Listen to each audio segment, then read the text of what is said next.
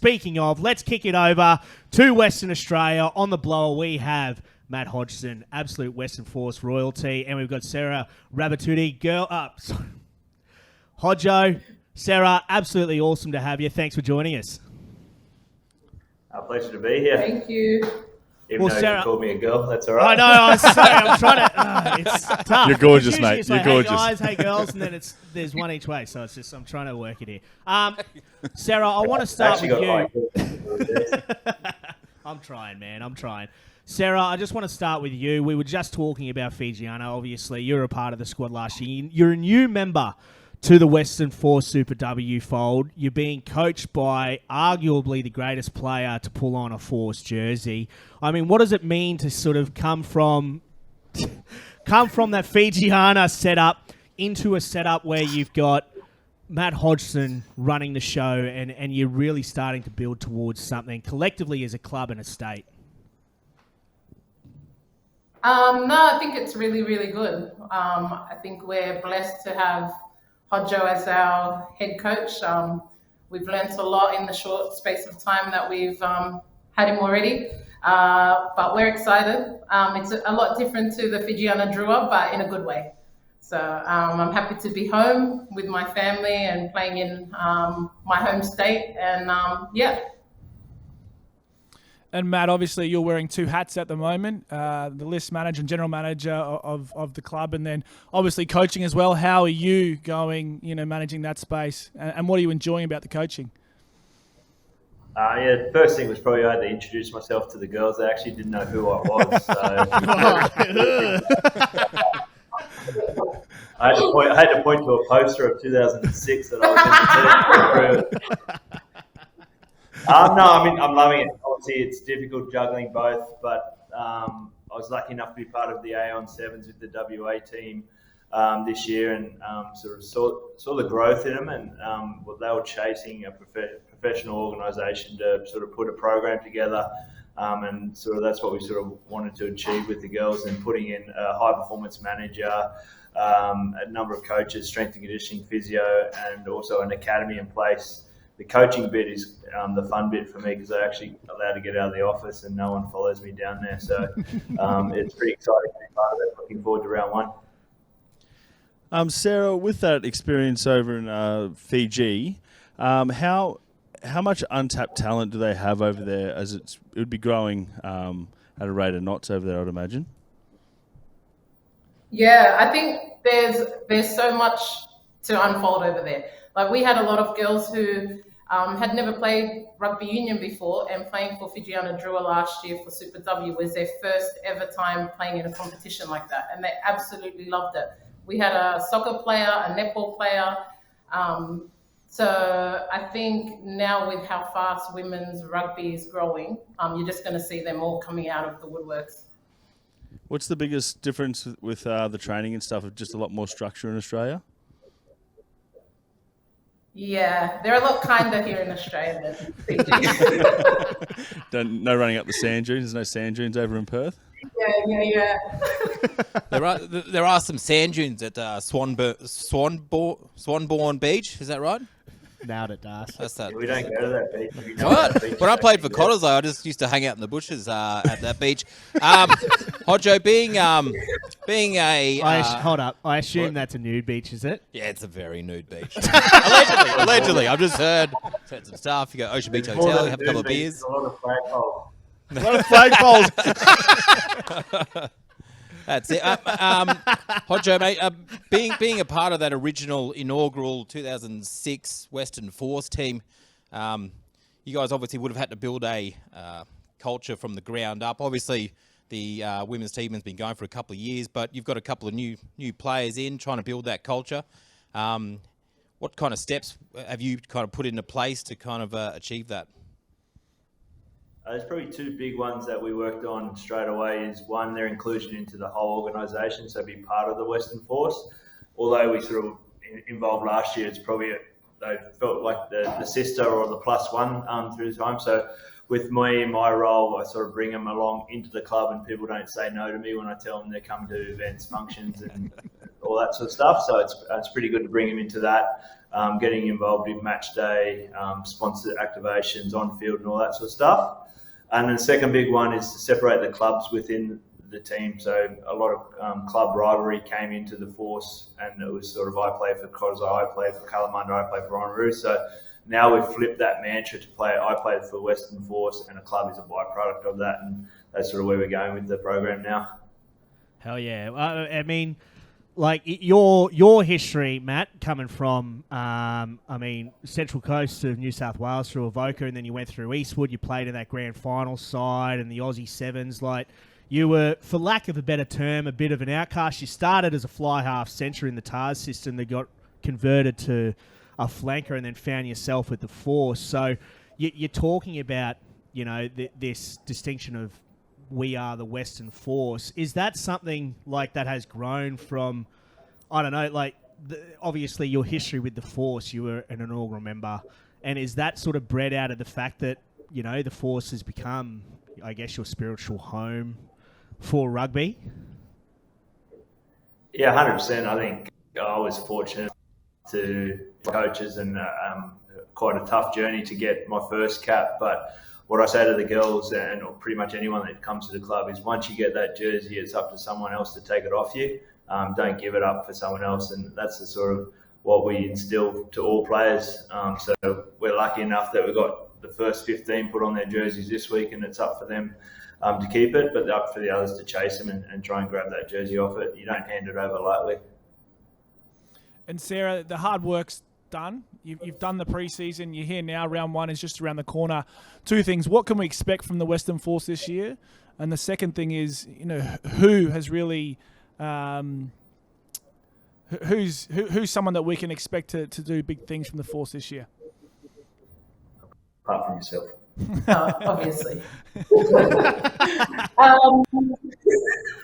No, I think coming from last year, there's been a massive change with who stayed on from last year's team and the new faces that have come in and the girls from Academy that have now stepped into Western Force. So I think the attitude is a lot different. They're striving for something bigger than themselves. Like, we're not here just playing for us, but we're playing for the generations after us. So that's been a massive thing in our team. As for Super W, I think the game changer this year for us would probably be, obviously, me. Trelene. She's a massive one. She's a massive asset to the team, our captain. We've got our Japanese girls, so Tuki and Yuna, who've come over to the Western Force. I think they bring a lot of heart to our team as well. And I wanted to touch on that, Matt, from your perspective. How have the international girls fitted into the system? Obviously, especially the Japanese girls coming from a completely different language and all that. How's that been? It's been great. I think two added bonuses of the internationals, the two from Japan and one from Saracens, is that they come from a professional program and they know what the expectation is. So players are now seeking that and chasing them.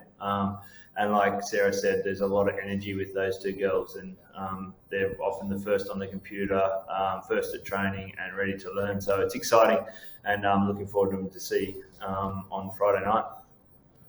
And is there any players to watch that probably isn't on anyone's radar yet? Any hidden talent in the Western Forces here? I think there's a lot. Our back row is pretty exciting, but I think two for me that are probably going to come through this year is Nicole Leddington, our 10. Her rugby now is second to none, and she really understands the game and controls our patterns. But then also Aisha at the back, we've moved her from sort of a 9 winger to an actual 15.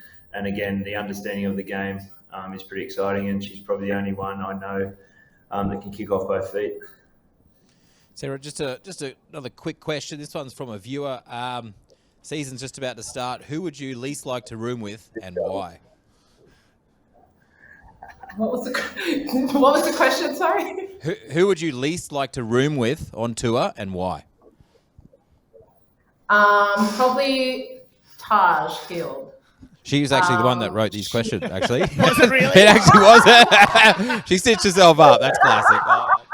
Taji baby. Yeah. Yeah, she doesn't actually shower ever. Darcy doesn't either. That's really good. Fun fact. Stink drink. Fun fact. We played a sevens tournament in Newcastle and caught a bus. So played a whole day of sevens, bus 3 hours to the airport, caught a plane back, delayed for several hours, and she thought baby wipes was A-OK. That does not play on in She any. just stitched herself up so bad. I don't think that worked out quite how she intended. Okay. What position does she play? It's not front row. Worst thing ever, she wasn't the only one though. Oh no. Mandatory showers, girls. Come on. Yeah. Oh man, that's so brutal. Sera, for you, Matt sort of touched on it before, speaking about the Japanese girls that have come into the fold in regards to coming from that professional setup, and we've seen there's a few Kiwis coming over from the Aupiki competition that are going to be playing in Super W, and there was announced, a month or two ago that the women's game will become professional or semi-professional within the next couple of years. To be a player in the fold at the moment before it becomes professional. I mean, is that something that's actually driving, the girls within the environment to sort of stick with the code, or is it more about passion for the game? It's just hard to get a read sometimes because, you've got the AFL and the NRLW that are just absolutely blowing up. So how does that really sit with the girls within the squad and within the game in regards to the game becoming professional in the next few years? I think me and a few of the players actually spoke about this. We wish that we could be at the same level as the men right now, but we also understand that we need to do the hard work in order for us to eventually become professional. And that means making the sacrifices now so that the generations after us will reap from the sacrifices we're making now. That doesn't always sit right with a lot of the women. I think because we have a lot of mums in our team, the mums really understand that more. But it's just about letting the younger girls know that we do the hard work now, we reap the joys later. And that's just how it's going to work, I think. Love it. Absolutely love it. Quick fire 5 questions for you, Sera, that we do every week. First one is, if you could have anyone else, have any athlete from any other sport in your team, who would it be? Any athlete. Any athlete from any other sport? In your team, who would it be? Who could play another sport in our team? Oh, Rosie. I think Rosie would. What's her last name? Rosie McKinn. Yeah. Yeah, she would do good in water sports, I reckon. Okay. What's been your career highlight so far?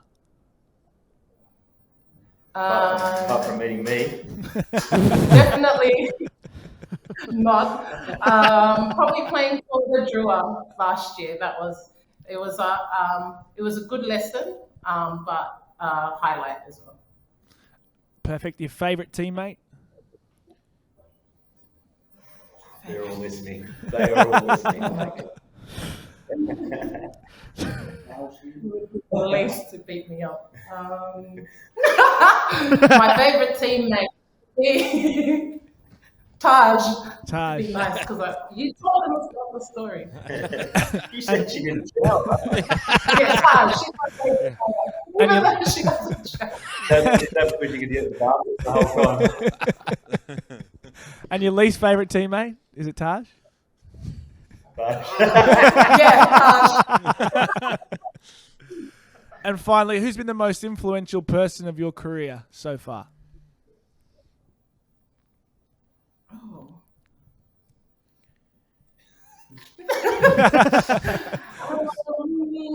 I don't even know. Your mum? Your dad? Your kids? Probably my husband. Yeah. He's the one that's kind of pushed me to keep playing because at my age you're supposed to be retiring, but I've just kind of begun. So he's the reason why I keep playing. Amazing. Kind of like Big Fat Das was meant to retire about 10 years ago. He still plays Friday night footy. One more year. Actually, last question. Matt, you went through the peak years of glove wearing whilst you were at the Western Force with Matt Giddo, Matt Henjack, Drew Mitchell, everyone wearing the gloves.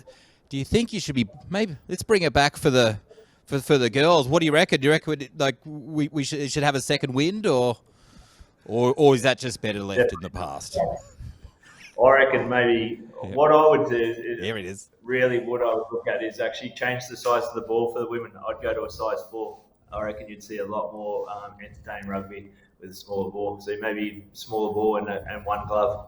One glove. The Michael Jack. Yes. Yes. That's Just have to pick it up from Swanbourne Beach for you. There we go. I'll bring my binoculars down. Little flagpoles, that's the best. Yeah. Matt, before you go, one of my favourite rugby moments is your last game in WA. You get the opportunity to kick the conversion at the end of the game, and your old man's there. Like I've literally got goosebumps now just thinking about it, because it's just such a huge moment in rugby, and for so many people, especially in WA, it would have meant so much to see someone of your ilk, that has just carried a state on their shoulders for such a long time, and having your old man there. Run us through that, because it is just absolutely awesome to see that. No, it was, I think I was quite lucky with my career. I think I won my 50th with someone popped a field goal. Won my 100th with when we beat Melbourne by 40 and scored a try there. So it was only 140 was pretty exciting. The only problem I had, I think we got the penalty from a scrum, and John O'Lance said, I went to go for a quick tap, and he said, no, go for the points. And I said, yeah, no worries, take them. I didn't know why. And he goes, no, you're kicking. And then I called for the sand, but no one had any sand. I was almost going to kick out of my shoe, but they ran out of tea and pretty much just hit and hope. And lucky it went over. So no, it was a pretty great way. It was a tough night, obviously, for us, but all the whole state. A great way to go out winning, but obviously that was the last game we played for a couple of years, so it was pretty hard. And one we probably sort of drank for the next 4 days to enjoy the moment as a group, because that you never go through with a team like that again. So it was a close group that we sort of stuck together for the next 4 days and sort of really enjoyed the moment. Because at that stage we didn't even think the force would exist in anything. So it was a tough situation, but one we really enjoyed, and lucky enough we paved the way. And if Andrew Forrest didn't jump on board, we wouldn't be celebrating now the success of both the force being back, but also the women's rugby wouldn't be around with the support of Nicola, his wife, and what we can do and create a pathway, and seeing so many kids pick up the ball over here and compete against soccer, AFL and the like in the age groups. And it's pretty exciting now when the girls run out in the field, they run past the men and go straight to the Super W team for autographs, and that's something pretty special. Bloody oath. And it feels like you're building something pretty special there as a state. And I assume what you went through with the whole being punted and then going through global rapid rugby and then coming back into the fold, is that something that's helped galvanise and really just solidify what it means to be a WA rugby supporter?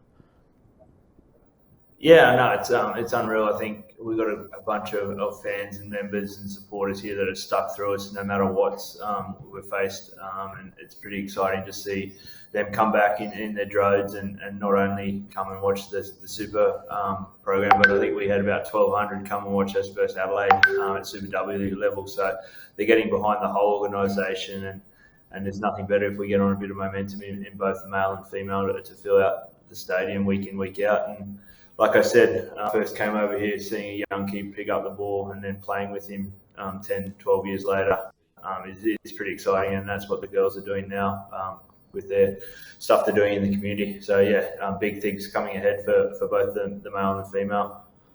Bloody oath, mate. We can't wait to see it. It kicks off this weekend for Super W, Tars versus the Force. It's going to be an absolute belter, and I can't wait. Sera, Matt, thanks so much for joining us. We really appreciate your time, and we wish you all the best for the rest of the season and beyond. Pleasure, Thank anytime. you. Cheers, guys. Stay away from Chainsaw and Knuckles as well. They're bad news. That's right. They just asked me we went to Swanbourne for them. Classic Chainsaw. Good on you. All right, cheers, guys. Appreciate it. All the best. Sera Ravatudei and Matt Hodgson, everybody.